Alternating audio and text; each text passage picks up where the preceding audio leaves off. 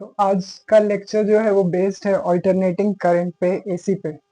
हम लोग के घर पे जो आता है इलेक्ट्रिसिटी वो अल्टरनेटिंग करंट होता है, पर बैटरी से या जो फोन चलता है जिससे वो डायरेक्ट करंट होता है। अल्टरनेटिंग करंट और डायरेक्ट करंट में ये डिफरेंस है कि अल्टरनेटिंग करंट टाइम के साथ पोलैरिटी अपना चेंज कर लेता है। पोलैरिटी मतलब जो पॉजिटिव टर्मिनल है वो कुछ देर के बाद नेगेटिव हो जाएगा और जो नेगेटिव है वो पॉजिटिव बन जाता है। इस तरह से इधर मान लेते हैं टाइम है और ये है इसका वोल्टेज। तो देखो यहाँ से यहाँ तक 0 से T1 तक ये जो वोल्टेज है वो पॉजिटिव है, पॉजिटिव टर्मिनल जो है वो पॉजिटिव है। और टाइम T1 से लेके T2 तक वो नेगेटिव है, मतलब पोलैरिटी चेंज हो गया है। जब भी ऐसा हो कि पोलैरिटी चेंज हो जाए टाइम के साथ वोल्टेज का या करंट का, तो अगर करंट का हुआ है तो अल्टरनेटिंग करंट बोलेंगे, अगर वोल्टेज का हुआ है तो अल्टरनेटिंग वोल्टेज बोलेंगे।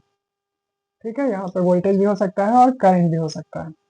पर डायरेक्ट करंट में देखो क्या होगा। इधर टाइम ले लेते हैं, यहाँ पे ले लेते हैं करंट या वोल्टेज, ईएमएफ। तो उसमें होगा कि टाइम के साथ वो चेंज नहीं होगा। हो सकता है कुछ दूर तक ऐसा हो, बढ़े कांस्टेंट हो फिर घट जाए।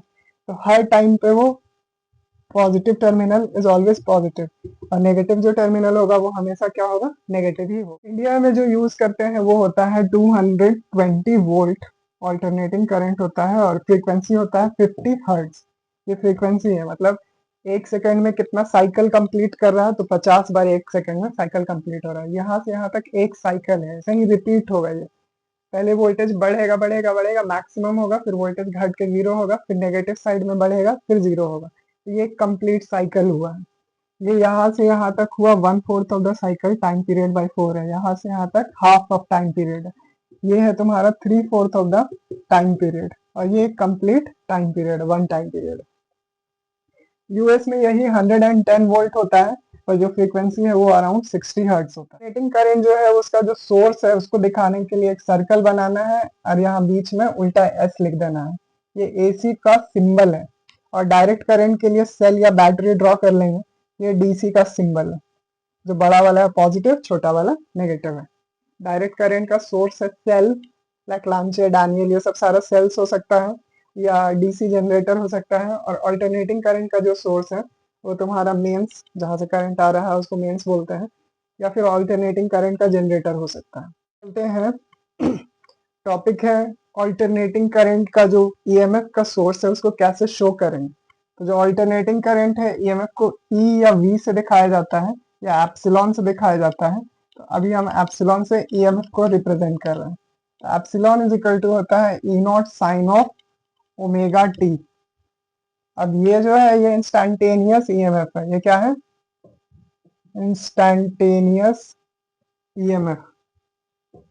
और ई नॉट जो है इसको पीक वोल्टेज बोलते हैं, पीक ईएमएफ या वोल्टेज।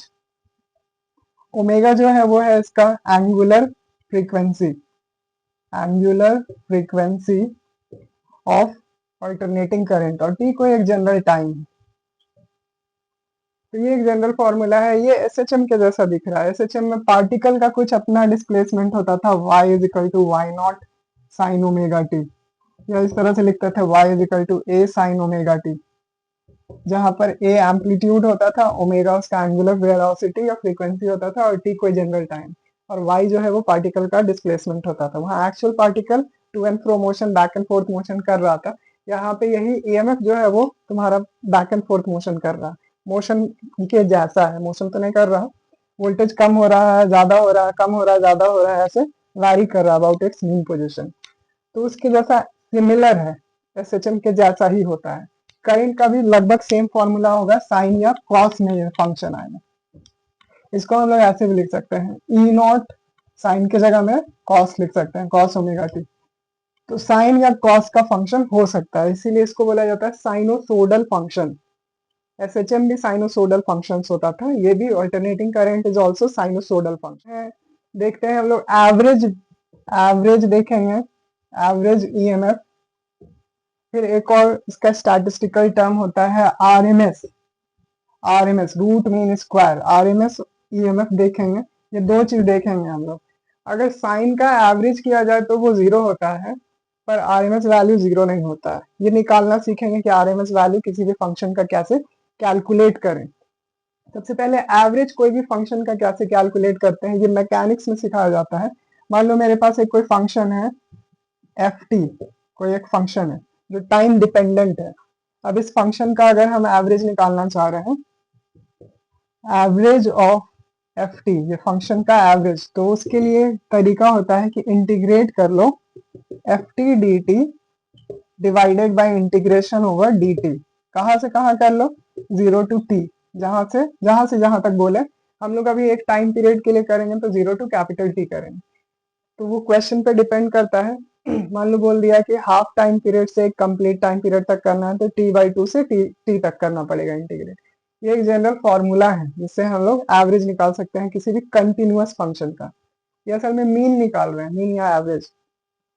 डिस्क्रीट होता अगर पार्टिकल्स या फंक्शन डिस्क्रीट होता, मतलब ब्रेक होके होता, तो उस टाइम ये 10th क्लास में यही फॉर्मूला पढ़े होगे, पर दूसरे तरीका से इसको समेशन के फॉर्म में देखते हैं।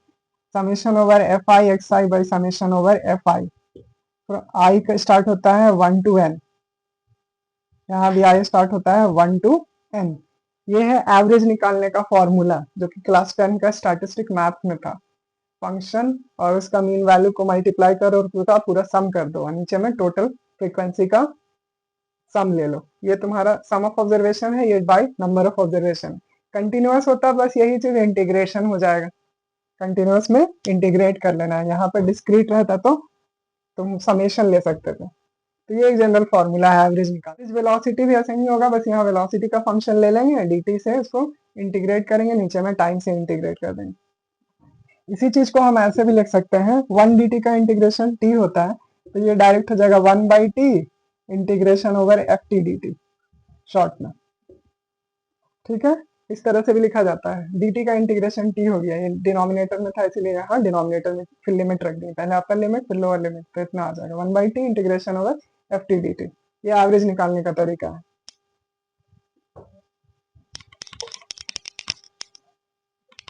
अगर हम ईएमएफ का एवरेज निकालना चाहें, एवरेज ऑफ ईएमएफ, तो कैसे निकालेंगे? तो उसके लिए देखो एवरेज ईएमएफ का फॉर्मूला लगाएंगे, integration over E D T 1 by T, और कहां से कहां करेंगे, जहां तक बोले। एक टाइम पीरियड तक कर रहे हैं तो 0 टू टी कर लेंगे। ई का वैल्यू डाल देते हैं यहाँ पे, ई है E naught sine omega t, और कहां से कहां तक, 0 टू टी। ई या ए एप्सिलॉन बोल सकते हैं इसको, 1 by T epsilon not sine omega t. ये पीक ईएमएफ है या एम्पलीट्यूड है उसका। अब जो जो चीज कांस्टेंट है उसको बाहर कर लेंगे, अंदर में क्या बचा, साइन ऑफ ओमेगा टी, और एक टी नीचे में था। इसको जब इंटीग्रेट करेंगे तो ओमेगा डिवाइड हो जाएगा, ये बच जाएगा ओमेगा टी, नीचे आ गया साइन का होता है माइनस कॉस, तो एक माइनस बाहर आ गया, कॉस ऑफ ओमेगा टी। और कहां से कहां करना है, 0 टू टी करना है। पहले अपर लिमिट रखेंगे फिर लोअर लिमिट रखेंगे, minus epsilon omega T cos of omega into capital T minus cos of omega into 0। अब ओमेगा टी ये दोनों अलग अलग है, सॉल्व नहीं हो सकता है, एंगल चाहिए। तो एक और चीज देखो, टाइम पीरियड होता है 2 पाई बाई ओमेगा, ये एसएचएम में पढ़े होंगे। टी की जगह में 2 पाई बाई ओमेगा पुट कर सकते हैं, तो ये टी की जगह में क्या कर दिए हम लोग, 2 पाई अपॉन ओमेगा। ये कैंसिल हो गया, यहाँ पे बचा cos of 2 pi minus cos of omega into 0, 0 हो जाएगा। 2 पाई मतलब 360 डिग्री, कॉस 360 डिग्री का वैल्यू 1 होता है, और कॉस 0 का भी वैल्यू कितना होता है, 1 होता है।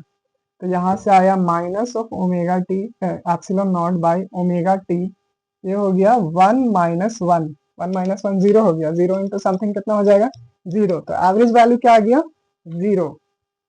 तो एवरेज से कुछ खास,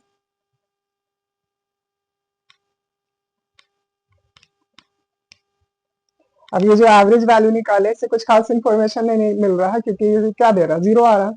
अब 0 ऐसा तो नहीं है कि हर बार 0 है या ऑलमोस्ट 0 है, तो हर जगह तो कुछ ना कुछ वैल्यू है ना। तो एवरेज हम लोग को बहुत अच्छा इन्फॉर्मेशन नहीं दे पा रहा। तो इससे ज्यादा बेटर स्टैटिस्टिकल मेथड एक और है आरएमएस का, वही अभी हम लोग कैलकुलेट करेंगे।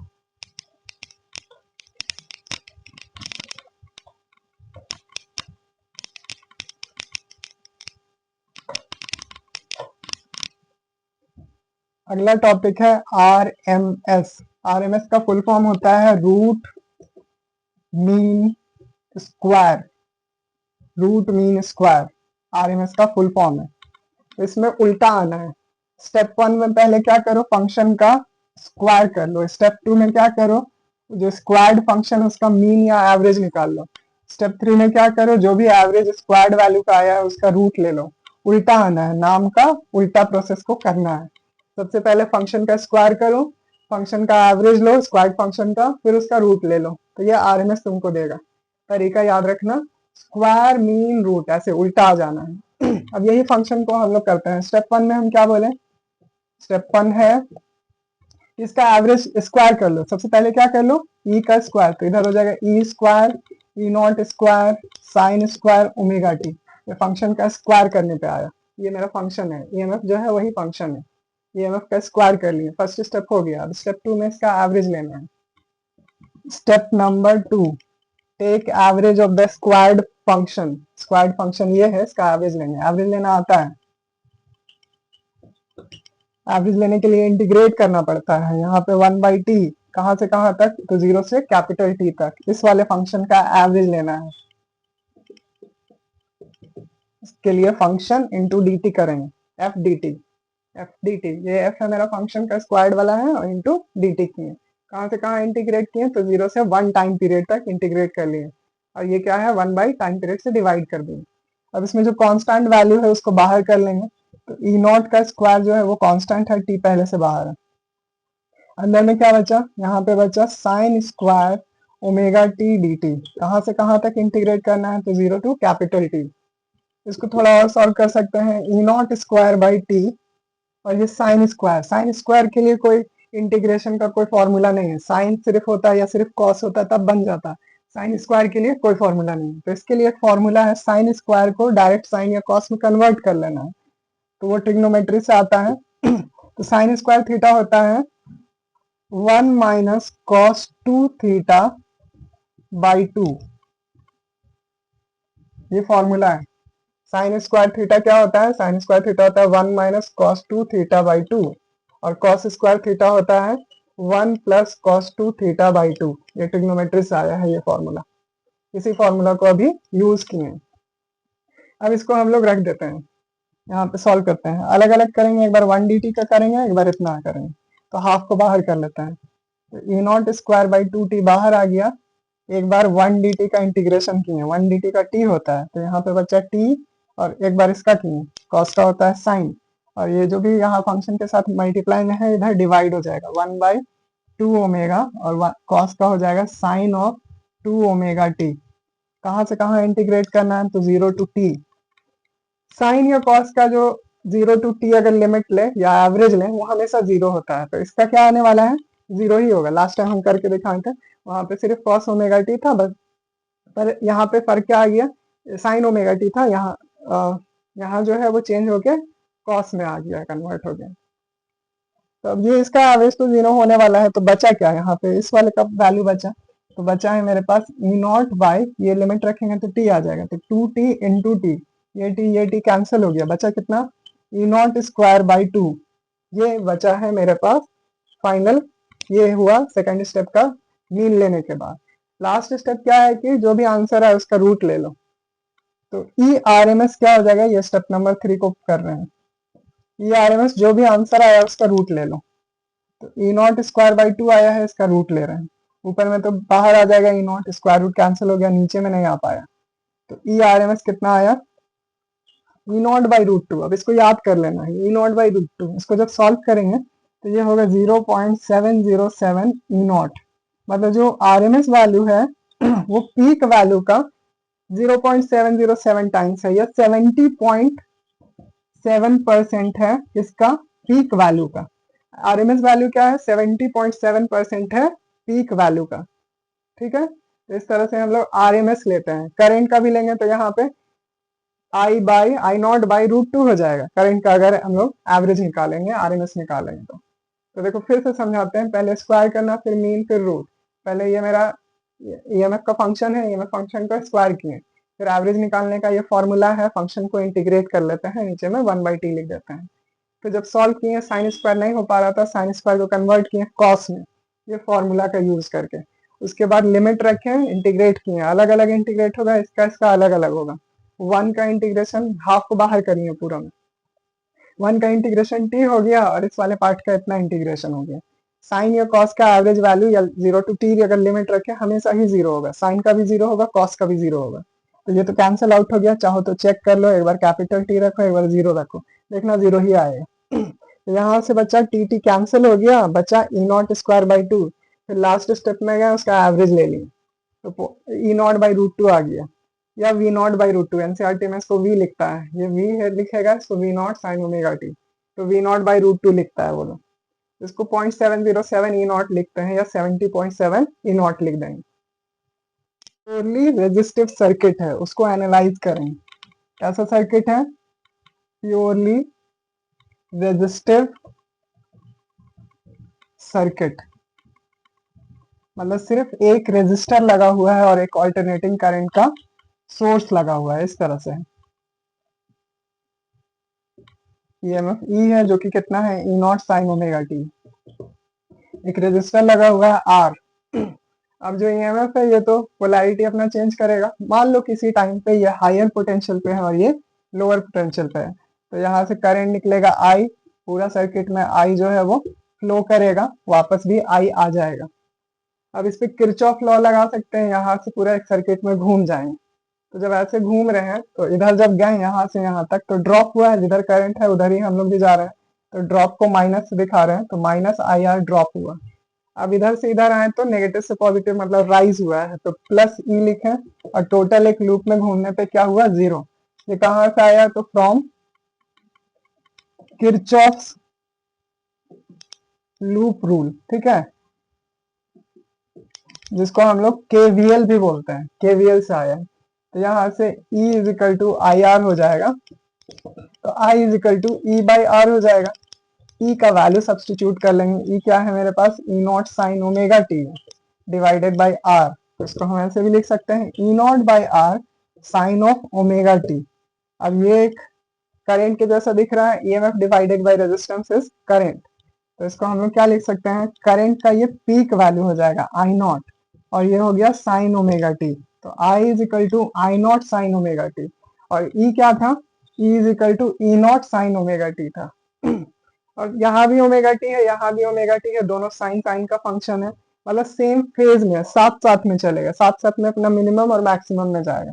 अगर हम लोग इसका ग्राफ देखें, सबसे पहले फेज डिफरेंस देख लेते हैं। फेज डिफरेंस एंगल का डिफरेंस को बोलते हैं।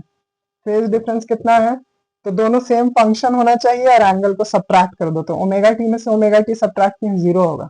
अगर एंगल का कोई डिफरेंस नहीं है तो उसको बोलेंगे सेम फेज में है, दोनों क्या है, current and voltage both are in the same phase, there is no phase difference between voltage and current और ईएमएफ एंड करंट। अब हम चाह रहे हैं, इधर हम करंट और वोल्टेज को शो कर रहे हैं और इधर टाइम को शो कर रहे हैं और ग्राफ बनाना चाह रहे हैं। तो देखो ई का जो ग्राफ है वो साइन का ग्राफ बन जाएगा, साइन का फंक्शन है तो साइन का ग्राफ बनेगा। साइन का ग्राफ बनाना कोई बहुत बड़ा बात तो नहीं है, आराम से ऐसे बन जाता है। ये जो मैक्सिमम वैल्यू है ये ईएमएफ के लिए बनाए हैं, तो ये इसका ई नॉट हो जाएगा मैक्सिमम वैल्यू, और ये नीचे में है, ये है माइनस ऑफ ई नॉट, आधा दूर पॉजिटिव आधा दूर नेगेटिव। अब चलते हैं, अच्छा इसको सेक्शंस में बांट लेते हैं। ये टाइम पीरियड 0 है, ये 1/4 ऑफ द टाइम पीरियड है, ये half of the time period है, ये वाला 3/4 ऑफ द टाइम पीरियड है, और ये 1 कंप्लीट टाइम पीरियड है। अब करंट का अगर हम ग्राफ बनाना चाहें तो ये भी साथ साथ में चलेगा, अपना मिनिमम वैल्यू सेम टाइम पे आएगा। जब टाइम 0 था तो ये अपना मिनिमम में था, तो करंट भी अपना मिनिमम में होगा, और टाइम जब t/4 हो गया तो ये अपना मैक्सिमम में चला गया, तो ये भी अपना मैक्सिमम में जाएगा, पर इसका वैल्यू थोड़ा छोटा होगा, क्योंकि यहाँ देखो क्या हो रहा है, ई नॉट बाई समथिंग है तो वो घट जाएगा उसका वैल्यू, क्योंकि आर इज ग्रेटर देन 1, तो इसका ओवरऑल वैल्यू जो है I naught is lesser than E naught होगा, करंट का वैल्यू ईएमएफ से कम होता है, इसीलिए नीचे दिखाएं। वैसे यहाँ भी थोड़ा कम आएगा इधर, तो करंट भी सेम फंक्शन को फॉलो करेगा पर उसका इंटेंसिटी कम रहेगा। ये आई का ग्राफ है, एकदम साथ साथ में अपना मिनिमम और मैक्सिमम में पहुंचेगा। ठीक है, इस तरह से ये करंट का ग्राफ बन गया। ये वोल्टेज का ग्राफ है और ये वाला करंट का ग्राफ है, छोटा वाला। मतलब कोई फेज डिफरेंस नहीं है, ग्राफ भी बना लिए, फंक्शन भी निकाल लिए, फेज डिफरेंस भी निकाल लिए। इतना काम करने के बाद हम लोग एक और काम करेंगे जिसको हम लोग बोलते हैं फेजर ड्रॉ करना सीखेंगे। फेजर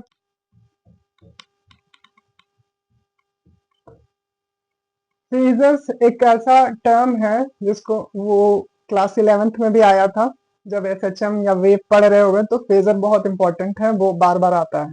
कोई भी साइनोसोडल फंक्शन को ऐड सब्ट्रैक्ट करना है तो आसानी से फेजर को यूज करके हम लोग कर सकते हैं। अगर फेजर ड्रॉ नहीं किया है तो बहुत डिफिकल्ट होगा, एल्जेब्राइक मेथड या एनालिटिकल मेथड से बहुत डिफिकल्ट होता है। तो इसीलिए फेजर ड्रॉ करना इंपॉर्टेंट है। पर है क्या फेजर? तो फेजर है रोटेटिंग वेक्टर्स। क्या है ये? रोटेटिंग वेक्टर्स को हम लोग बोलते हैं फेजर। वैसा क्वांटिटी जो भले वेक्टर नहीं है पर वेक्टर के जैसा दिखा सकते हैं, ताकि मैनिपुलेशन ऐड सब्ट्रैक्ट करना आसान हो जाए। जैसे एसएचएम में पार्टिकल का जो एम्पलीट्यूड या कुछ दिखा रहे हैं y equal to sine omega t, तो यहाँ पर इसका अगर फेजर ड्रॉ करना होगा, ऑल्दो y वेक्टर होना जरूरी नहीं है, पर y को हम लोग शो कर सकते हैं। इसका फेजर ड्रॉ करना है तो क्या करो, तुम सिर्फ इसका एम्पलीट्यूड को दिखा दो एक वेक्टर के जैसा। जो वेक्टर का एरो का लेंथ है ना, वो उसका बस एम्पलीट्यूड के जितना दिखा दो, और जो भी एंगल है उस एंगल को शो कर दो। यहाँ पर एक्स एक्सिस से कितना एंगल बनाया है, तो ओमेगा टी, तो ये एंगल शो कर लेंगे। तो ये इसका फेजर ड्रॉ हो गया, इस पार्ट का क्या हो गया, फेजर ड्रॉ। ठीक है, अगर यहीं पे ऐसा होता, ये y1 है माना, y1 इज इक्वल टू इतना है और y2 is equal to y naught dash cos of omega t. तो इतना तो पता है कि कॉस जो है वो साइन से 90 डिग्री आगे चलता है। तो अगर सेकंड फंक्शन का फेजर ड्रॉ करना हुआ तो ये जो पहला फेजर है बस इससे 90 डिग्री आगे चले जाएंगे, इन दोनों के बीच में इतना आ जाएगा। और इस वेक्टर का जो एरो का लेंथ होगा सेकंड वाला का एम्पलीट्यूड के बराबर दिखा देना, वाई नॉट डैश के बराबर दिखा देना। तो अब ये सेकंड का फेजर ड्रॉ हो गया। अब दोनों को मान लो ऐड करना है, इन दोनों का रिजल्टेंट निकालना है। y इज इक्वल टू ऐसा करना है कि y1 प्लस y2 करना है। तो एक तरीका है कि ट्रिग्नोमेट्री का यूज करो और दोनों को सॉल्व करो, काफी टाइम लग जाएगा, सारा फॉर्मूला याद होना चाहिए तब होगा। आसान तरीका क्या है, फेजर बना लो। तो ये मेरे पास दो वेक्टर आ गया, दो वेक्टर को ऐड करना आता ही है। जो उसका रिजल्टेंट एम्पलीट्यूड होगा वो कितना हो जाएगा, रिजल्टेंट एम्पलीट्यूड जो है वो हो जाएगा रूट ओवर फर्स्ट वेक्टर का स्क्वायर प्लस सेकंड वेक्टर का स्क्वायर प्लस 2 टाइम्स, ये फॉर्मूला होता है ना रिजल्टेंट का, A square plus B square plus 2ab cos theta. ये वेक्टर में पढ़े होगे 11 क्लास में। तो यहाँ पे फर्स्ट वेक्टर का एम्पलीट्यूड है वाई नॉट, इसका स्क्वायर कर लिए, सेकंड वेक्टर का है वाई नॉट डैश, उसका स्क्वायर कर लिए plus 2 times first vector into second vector into cos of angle between these two vectors. दोनों के बीच में अभी 90 है तो यहाँ 90 चला जाएगा, और कॉस 90 जीरो होता है तो वो खत्म हो गया। और दो वेक्टर का परपेंडिकुलर है तो डायरेक्ट ये रिजल्ट यूज कर सकते हैं, वाई नॉट का square plus y naught dash का स्क्वायर। तो जो रिजल्टेंट होगा इन दोनों के बीच में कुछ आएगा, ये रिजल्टेंट है मेरा। ठीक है, तो इन दोनों को ऐसे सम किया जा सकता है, इसी को फेजर बोल रहे हैं। ठीक, अब आगे चलते हैं, इसको इस कॉन्सेप्ट को यूज करते हैं एसी में। जो ईएमएफ है वो इतना था E naught sine of omega t, और करंट निकाले थे वो था I naught sine omega t. दोनों साथ साथ में चल रहा था। अगर फेजर दोनों का ड्रॉ करना हुआ तो कुछ इस तरह से करेंगे। पहला जो है ईएमएफ, उसका एक वेक्टर बना लिए, वो थोड़ा बड़ा होगा तो बड़ा सा एक वेक्टर दिखा दिए, और एंगल कितना बना है एक्स एक्सिस के साथ, एंगल है ओमेगा टी, तो ओमेगा टी दिखा दिए।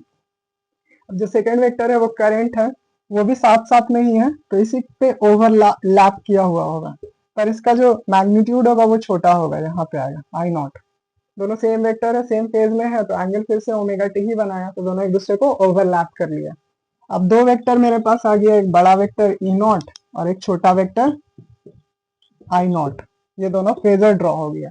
प्योरली रेजिस्टिव सर्किट में इस तरह से फेजर ड्रॉ होगा। अब आगे चलते हैं, अब कैपेसिटर लगा देते हैं। रेजिस्टर को हटा के क्या करेंगे हम लोग, एक कैपेसिटर का यूज करेंगे। अब देखते हैं प्योरली कैपेसिटिव सर्किट। तो एक कैपेसिटर लगा हुआ है और एक ईएमएफ का सोर्स है। किसी टाइम पे मान लेते हैं ये वाला एंड पॉजिटिव है और ये एंड नेगेटिव, ऑल्दो चेंज होता है पर एक इंस्टेंट पे कुछ पॉजिटिव नेगेटिव तो होगा ही। ये एंड पॉजिटिव है तो करंट यहाँ से निकला पूरा में घूम गया, एक कैपेसिटर लगा हुआ है। कैपेसिटर में जो वोल्टेज है वो निकाल सकते हैं, Q is equal to CV होता है। तो यहाँ से जो वोल्टेज है वो कितना हो जाएगा, Q अपॉन C हो जाएगा। इस एंड का जो वोल्टेज ड्रॉप है, अगर ये पॉजिटिव है तो ये वाला पूरा पॉजिटिवली चार्ज होगा और ये नेगेटिवली होगा। अब किरचॉफ लॉ लगा देते हैं इसमें, तो यहाँ से यहाँ बढ़ रहे हैं तो वोल्टेज का ड्रॉप हो रहा है, तो माइनस Q/C लिख देंगे। फिर यहाँ से अब आए तो नेगेटिव से पॉजिटिव हुआ है, यानी पोटेंशियल का राइज हुआ है। पोटेंशियल का राइज को पॉजिटिव से दिखाते हैं, कितना है तो E0 साइन ओमेगा टी, और टोटल लूप में घूमे तो जीरो हो गया। KVL लगाएं, किरचॉफ का वोल्टेज लूप। तो यहाँ से देखो E0 sine omega t equals to कितना आया, Q/C आया है। इसको उधर भेज दिया। अब दोनों तरफ अगर हम डिफ्रेंशिएट कर लें टाइम के साथ, differentiating with respect to time on both sides, तो Q को डिफ्रेंशिएट करेंगे टाइम के साथ तो करंट आ जाएगा। I क्या होता है, dQ/dt होता है। चार्ज को टाइम के साथ डिफ्रेंशिएट कर देंगे, तो यहाँ पे इसका डिफ्रेंशिएशन करेंगे तो E0 कांस्टेंट बाहर होगा, sign omega T, omega T का करे तो एक ओमेगा बाहर आया, साइन का हो जाएगा कॉस ऑफ ओमेगा टी, और ये यहाँ पर से 1/c कांस्टेंट है बाहर आ गया, और dQ/dt बचा, जो कि हो गया, यहाँ से करंट लिख सकते हैं, इसको I लिख सकते हैं। अब अगर क्रॉस मल्टीप्लाई करें तो हम कुछ ऐसा लिख सकते हैं, I is equal to C epsilon naught, और एक ओमेगा भी है, इस ओमेगा को पहले लिख दिए, omega C epsilon not cos of omega t. तो I का ये वाला फंक्शन बना है, तो हम इसको ऐसे भी लिख सकते थे कि E0 डिवाइडेड बाई 1/ओमेगा C इंटू कॉस, कॉस को भी साइन के टर्म में चेंज कर सकते हैं, sine of omega t plus π/2 लिख सकते हैं, क्योंकि पता है कॉस साइन से 90 डिग्री आगे चलता है, इसीलिए साइन ओमेगा टी प्लस π/2 लिख दिए। और यहाँ लिखने का ये रीजन है कि EMF को रेजिस्टेंस से डिवाइड करे तभी करंट मिलता है, तो ये वाला पार्ट जरूर रेजिस्टेंस के जैसा बिहेव कर रहा होगा। तो इस वाले को हम ऐसे लिख सकते हैं, I is equal to I0 sine of omega t plus π/2, π/2 90 को बोलते हैं। तो ये करंट का फंक्शन बना, जहां पे I0 कितना निकला, तो ये हो गया E0 इंटू 1/ओमेगा C। अब ये ओमेगा सी, 1/ओमेगा C एक स्पेशल टर्म इसके लिए है, इसको बोलते हैं XC। XC है कितना, 1/ओमेगा C, और XC को क्या बोलते हैं, तो इसको बोला जाता है कैपेसिटिव रिएक्टेंस। क्या नाम है इसका, कैपेसिटिव रिएक्टेंस। नाम थोड़ा अजीब है पर काम उसका रेजिस्टेंस के जैसा है। 1/ओमेगा C असल में रेजिस्टेंस के जैसा बिहेव कर रहा है। इसका जो रेजिस्टेंस है वो एक वेरिएबल रेजिस्टेंस है, जो कि किस पे डिपेंड कर रहा है, ओमेगा पे। मतलब अगर इसका ओमेगा चेंज करें और C को कांस्टेंट रहने दें तो इसका जो रेजिस्टेंस है वो चेंज हो जाएगा। वो डिपेंड कर रहा है इस पे, इनवर्सली डिपेंड कर रहा है। ओमेगा को बढ़ाएं तो XC घटेगा, ओमेगा को घटाएं तो XC बढ़ जाएगा। तो ये एक टर्म है जिसको याद रखना है। और एक और चीज देखो, यहाँ पे जो करंट है वो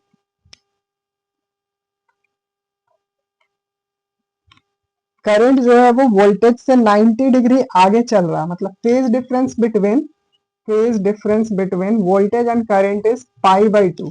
इन दोनों के बीच में कितना फेज का डिफरेंस है, यहाँ पर ओमेगा टी है, यहाँ पर ओमेगा टी प्लस π/2 है, तो डिफरेंस कितना का आया, 90 का आया। फेज डिफरेंस 90 का है, मतलब हम ये बोल सकते हैं कि करंट जो है वो लीड कर रहा है, करंट लीड्स द वोल्टेज, आगे चल रहा है करंट बाई कितना, 90 डिग्री, π/2 एंगल आगे चल रहा है, लीड करता है इसमें। ठीक है, तो अब यहां से हम लोग चाहे तो फेजर इसका ड्रॉ कर सकते हैं। अब टेक अवे यहां से क्या होगा ये याद रखना है, XC क्या है, कैपेसिटिव रिएक्टेंस, उसका वैल्यू कितना है, 1/ओमेगा C है। और ये चीज याद रखना कि करंट लीड करता है वोल्टेज को बाई 90 डिग्री। दो चीज याद रखना है, ये फंक्शन याद रखना है, XC क्या है वो याद रखना है, और कितना आगे या पीछे चल रहा है वो याद रखना है। सबसे पहले फेजर ड्रॉ करते हैं, किसका, EMF और करंट दोनों का फेजर ड्रॉ करेंगे। ये ओमेगा टी है इधर, मतलब एंगल है, और इधर करंट या वोल्टेज है। पहले EMF का ड्रॉ किए, E0 है, कितना एंगल बनाया था, ओमेगा टी एंगल बनाया था, और करंट जो है उससे 90 डिग्री आगे है, कॉस का फंक्शन आया था पर छोटा था वो वैल्यू, तो ये I0 का हो गया, और दोनों के बीच में कितना एंगल बना, 90। तो अब पूरा एक्सिस अगर बिना दिखाए करना चाहें तब भी कर सकते हैं। यहाँ दिखा दिए E0 और यहाँ दिखा दिए I0, और कितना दोनों के बीच में एंगल बना है, तो 90 डिग्री एंगल बना है। ये फेजर हो गया EMF और करंट का, किसके लिए, प्योरली कैपेसिटिव सर्किट के लिए। अब चाह रहे हैं हम इसका ग्राफ बनाना।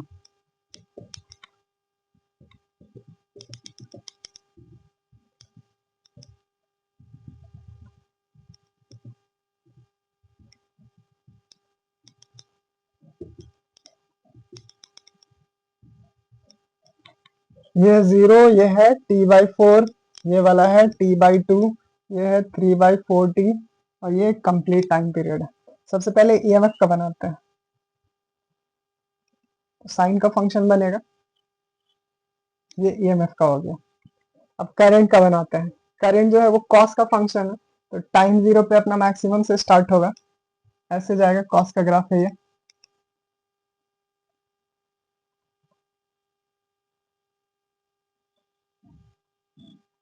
इस तरह से ग्राफ इसका बनेगा, ठीक है। ये इसका I0 है, और ये वाला है E0। ये साइन का ग्राफ बना, ये कॉस का ग्राफ बना। ये किसका ग्राफ है? करंट का ग्राफ है। तो फेजर भी ड्रॉ कर पाए हम लोग, और इसका ग्राफ भी ड्रॉ कर पाए। तो नेक्स्ट क्लास में हम लोग सीखेंगे प्योरली इंडक्टिव सर्किट, फिर एलसीआर सर्किट, तीनों को कंबाइन करेंगे। और उसी चैप्टर में हम लोग रेजोनेंस के बारे में भी पढ़ेंगे। तो चैप्टर फिर कंप्लीट हो जाएगा। तो इतना ही रखते हैं अभी। सब्सक्राइब प्लीज कर लेना, ताकि फ्यूचर में हम वीडियो बनाने के लिए मोटिवेटेड रहें। Thank you.